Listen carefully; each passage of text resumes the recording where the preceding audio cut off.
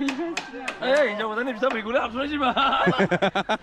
Masih pilih. Bisong bakal nih kilometer. soba बायदिसो मोनबायलै आं खिन्थु जागरन soba.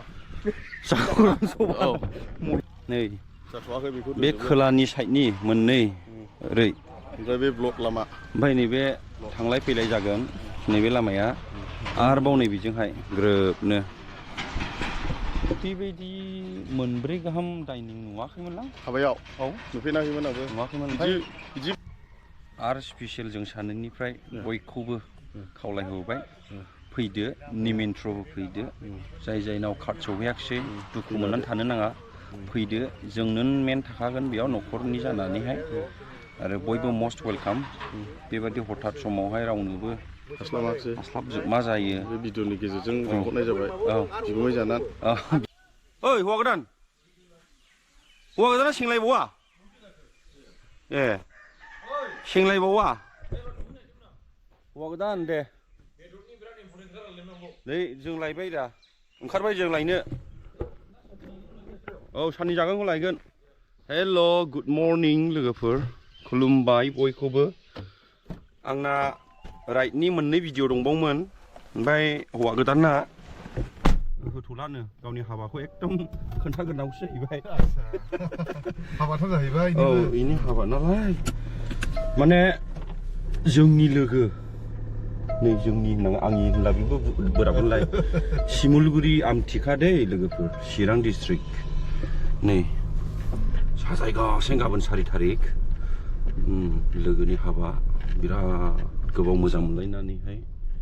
बिसोरो दा मोगथां महराव फैबाय 16 बोसोर मोजां मोनलायखादों नामा बिदिखा नों मिथियोना गासिखौबो औ ओमफ्राय दा खामानि मावगासिनो दं नालाय साननि बेदरखौहाय जोङो अमा बुथारलायथ'ला सानबाय आरो बारा बुरजा जाखाया नालाय दखानावनो जि मोजां अमा खासि सिथारखादों बेखौ दा लायनायसै आरो जोङो दा सानाव जानो थाखाय दा मोनानिफ्राय दा हले दामादुमसै मैसो जानो ना जानो ना बोरमा जानो ना दाउ जानो बयलार होननाया गैखाया दा बयलार गैया एकदम नैबे लोगोफोर खौरां जोंनि उन्दैनिनो लोगो पाथिमारानि बिथाङा ओमफ्राय हौवा गोदाननि बिराद कास्ट फ्रेन्ड हौवा गोदानजों जोंजों एकदम माने ज' थाबलायनाय आरो जोङो मोनदांजोबलायखानायखा आरो जोङो जिखुनु लोगोफोर जाय मोनथिहैदों फैदो जाय हाबा जायाखौ नोंथांमोननोबो नांफिनगोनलै खिन्थु बुंखाबाय आं सफैनो नाजानो नांगोन दा औ नोंथांमोननोबो नांफिनगोन ओमफ्राय जाय खबर मोनाखै साननो नाङा फैदो खामानि मावनो फैजेनबाय दा फंबाय दे जों बे बेदर गोदाननो दांखालि हानांगौ जाहैदों थिग आसे जों बेदर लायनि र' औ दे औ बिदिनोसै हाबाया गिदिरथारलै दा देखायजोबगोन आं र' औ जोंना लोगोआ नै कमप्लिटलि बे डेक'रेसनखौहाय बिथाङानो खालामदों आरो बे टेन्ट हाउसआबो नोंनिनो माबाफोर नाम दं नामा टेन्ट हाउसआलाय टेन्ट हाउसनि नामा जाहैबाय एम सेलिन टेन्ट डेकर औ ओमफ्रायो जायगाया बिटिनि बिटिनि बारा गोबाव जायाखै अक्ट'बरावसो अक्ट'बरनिफ्रायसो स्टार्ट खालामदों बिथाङा स' बेस्ट अफ लाक बिदिनो आवगायलांबाय थाबा एसे खमै गाना हो लोगोफोरनावहाय हौवा गोदान फंबायनिबो बारा गोबाव गैखाला खालमासिन नामा फंबाय नोंनाबो खालमासिनखाबाय दा नों बिफाखौ एलार्ट होबाय दा लोगोफोर खावलायबाय बयखौबो जों साथामनिफ्राय माने जों नों गारजेन बायदिखासै नालाय बयबो लोगोफोरखौ खावलायहोबाय खाथि खालानि रायजोफोरखौबो खावलायबाय गासिबो बिजनेस पार्टनार्सफोरखौ खावलायबाय बयखौबोलै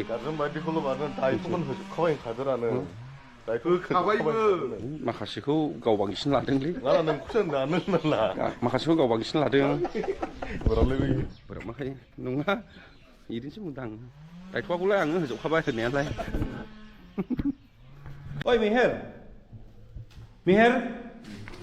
माथो नों फैदों हो बोरै माला सफैखो नोंलाय फैदेराबा हाबानि दिनलै एफा उन्दुनो मोना मालायनाव अमा लायनांगौ र' दा हारसिंसो अमा लायनांगौनो सिखाद' बिदि उन्दुला बोरै जानांगौलै बुथे मेगन मुदैसो मैगं मुदै नङालै आयै मस्ते उदैया अमा लायनांगौ गोदो थाथांबोल जोंथो सिखारदो दे सिखारदो खिफि दंना जोब्बाय नै थेननो थास' खिलिबो जाहोगोनलै नै लोगोफोर मामुलि नङा दस्रानि हाबायाव बिदि मोनजाफेरनाय नुवाखै आङो दैया कार्टन कार्टनल' दंफैखायो नै बयनोबो दैसो लोंहोजोबगोन मिनारेल दै बे बेदर दोनग्रा दा बेदर बैसां माथो बांग्ला बायदिसो थासारलै सिङाव उन्दुजालायखायोलै थैस आयौ मा होनदों बेदर नेनो थानांगोन नालाय सिङाव औ थिगैनो दं बनाथ' खुनु सर्टेजनि सर्टेजाथ' गैखाया दा मथा मथि 6टा ट्रेक्टरखा 6टा ट्रेक्टरखा दा ओमफ्राय मथा मथि हिसाबावहाय गंबा ट्रेक्टरखौ सिनजोबखाबाय आरो गंसेनि थाबावबाय बेखौ बे थाथोंसै नांलाय बेखौ नांलायला माने बेदर गोदाग्राखौबो बिराद साइज बानायजोब्बाय माथो वाव माने 70टासो जाबाय मा दंफां जागोन बिलाय बियो मोनसे माबा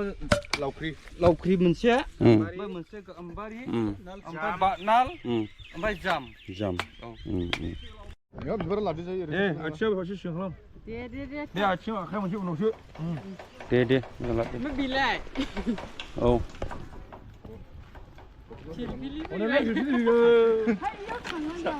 बेयावनो जायो लामायावनो मा गोजानाव थांलायनाय साइख्लुमाव रिफ्लेक्ट जालाबायो र' जाबाय दा खेबग्राया रमान्टिकखा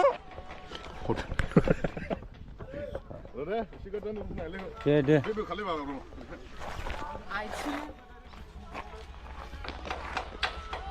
औ आथिङा एसे खाथियाव हौवानो एसे खाथियाव फैदेरा औ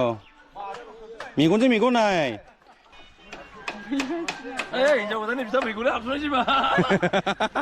हिनजाव गोदाननि बिदा फैगौ मयदो हिनजाव गोदाननि बिदा नङालै हिनजाव गोदाननि बिदा फैदोंनो जाबाय दा बैलाय थांबाय ना हनै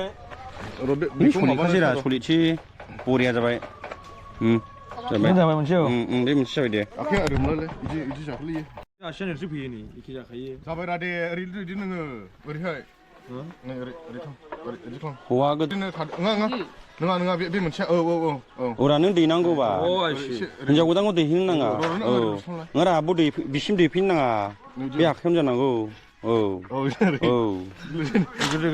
बैसिम आखान्थिसिम फैनो नाङा दैनायफोरा खालै दे सोरबा फैबावबाय नामा गारि फैलायबायलै देरा दे नों मैयाव थादो दे रावखौ दे बे फट'खौ बेनाराव होगोन दा औ बेयावनो गेटआवनो मानसि फैबायलै देरा दे थाब खालाम नोंसिनिथ' जाया नायनाया हरजोंमोनलाय ओरैहाय दा फाफ्लियाव दांह नोङो ओइ फाफ्लियाव नाङा नाङालै नङा गेजेरावनो था दे गेजेरावनो था दांहरनाङा दे आथिङा नै मोनसे गोजौ थांबाय नामा दे जाबाय दे देवायसो फैलायबाय दं दे मिनिनायफ्रा एसे साइज खालाम जाबायना आखाइयानो दं दे जाबाय आखाइया जाबाय दे आयौ सोर थिखोगोनलै बेखौबा ओइ हामारा फंबाय ओइ नै माबा खालामना सेस जागोन इयाव नै बेखौ लाङा बिसो जोंनिया बिसो नै लांगोना खासि आयै खासि खाथियाव फै अमा लांफैग्राफ्राबो जि गोरों फैदों नै अस्थाद गोजा नायग्राफोरल' जाफैजोब्बाय बेथ' सेसखा जाखाया बेथ' र' खासि र' मासे खाजेनबाय टटेल जों माब्रै लांगोन बोरमाबो लांगोन दा देखायजोबगोन आं नोंथांमोननो र'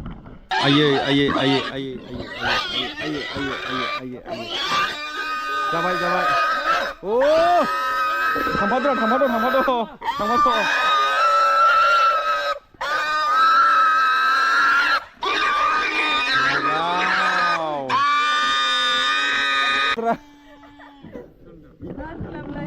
बिनिसोमोन दा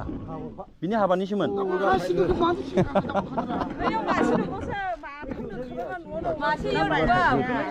मानथो लाया बेलाय ने हिनजावफ्रानो सिरिस थाखायो जालालै दे फालवानफोर दे नोंसोरनि दे खौराङा डेन्जार खालि ने आफा एसेल' बाखनायखानांगौ दा एसे बाखनायनांगौलै नोंलाजिया एसेल' बाखनायनांगौ दा आगाव मासे लगा दोनबाय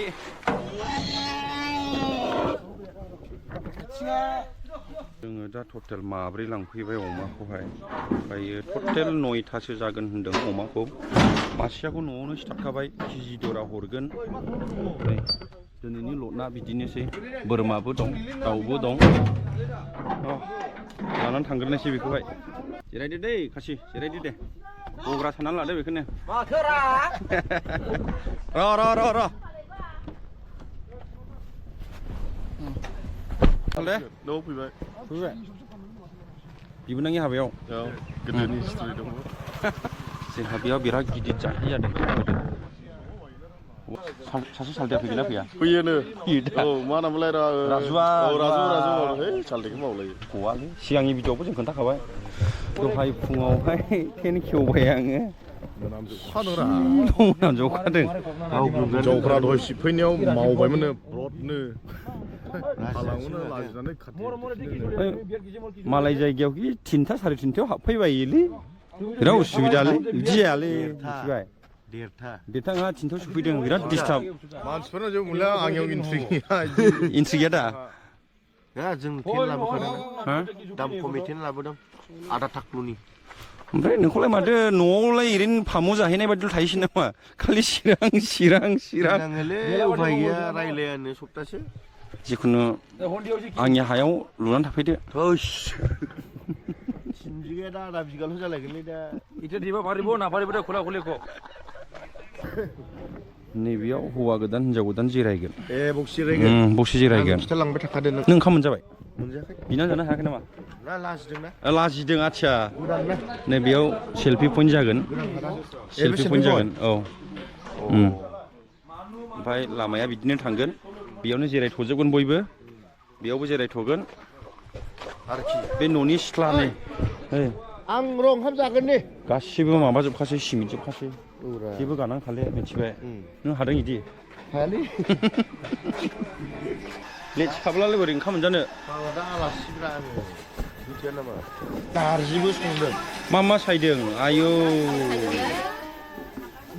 दे दा साननि जागोन अमा संगोन ना लाब्रा आदसा लाब्रा अमाया मोनबायानोसै ग्राइन्डारजों मा जालायखो बिदिबा नामा मैसोनि मस्ला दा बियो मैसोनि मस्ला मैसोआव होगोन बेखौ मा बुङो बेखौलाय नामखौलाय बर' इलाइसि आदसा आखान्थि गोथाव मोदोमो नै मस्लाफोरखौबो रेडि खालामजोबखाबाय बयमफोराव सोनानै दोनखाजोब्बाय नै जादोलै बारा बुरजा जानाङा खुरैसो होफैखाबाय नै जाहरसै सालदे आं जायालै आरो रुनायल' जायो दासान्दि खुरै गलाबायगोन नों बिदैफोरा लुनानै जारा बिदै आलु जङैनाय खालामालै बा गोजाननि मानसिफोरखौ खुरैसे जाहोहरखायो नांबावगौला आरो दा जाहोबावगोन जों जानायाव मानसिया खम जानांगौ दासो गिफ्लादों बेयाव जिरायथ'ग्रा जागोन ओइ बाव साहा होगोन दा ने जिरायहोनानैहाय बैजोंबो साहा जागोन ओमफ्राय नैबे मा जागोन बेबो रेस्ट लाग्रा जिरायथ'ग्रा बेसेबांबा गोलाव नै सभा बायदिसो मोनबायलै आं खिन्थु जागरन सभा महिला सभानि पेन्डेलनिफ्राय देरसिनलै साननाया जिखुनु नैबेबो गोलै जिरायथ'ग्रा गोरलै जिरायथ'ग्रा दा सालथे नै बियो बिगुमै दै हौवा गोदाननि नैबेबो गोलै जिरायथ'ग्रा नैबो गोरलै जिरायथ'ग्रा मिनि जिअ होननायखौ आंबो ब्लग लानोसै औ नेन' जाग्रानिफ्राय लानोसै ना नों जाग्रानिफ्राय लादो सालथे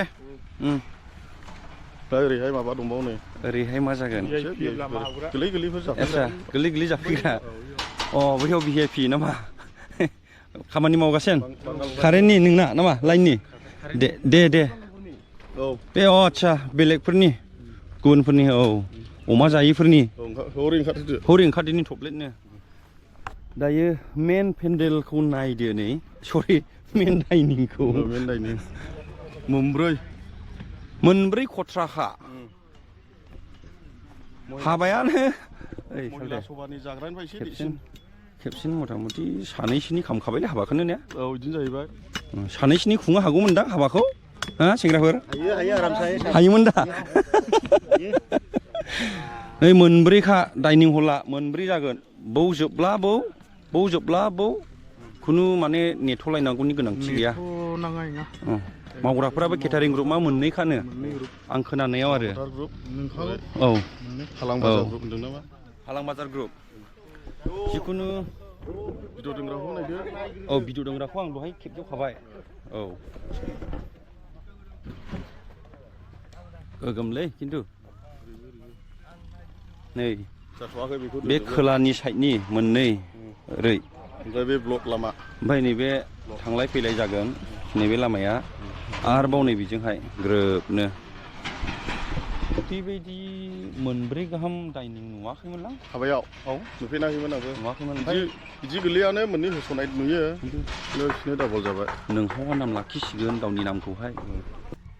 आरो स्पेसियेल जों सानैनिफ्राय बयखौबो खावलायहोबाय फैदो निमेन्ट्रबो फैदो जायनाव कार्ड सौहैयाखिसै दुखु मोननानै थानो नाङा फैदो जोंनो मेन थाखागोन बेयाव न'खरनि जानानैहाय आरो बयबो मस्ट वेलकाम बेबायदि हथात समावहाय रावनोबो हास्लाबाखिसै हास्लाबजोब मा जायो बे भिडिअनि गेजेरजों लिंहरनाय जाबाय बिगुमै जानानै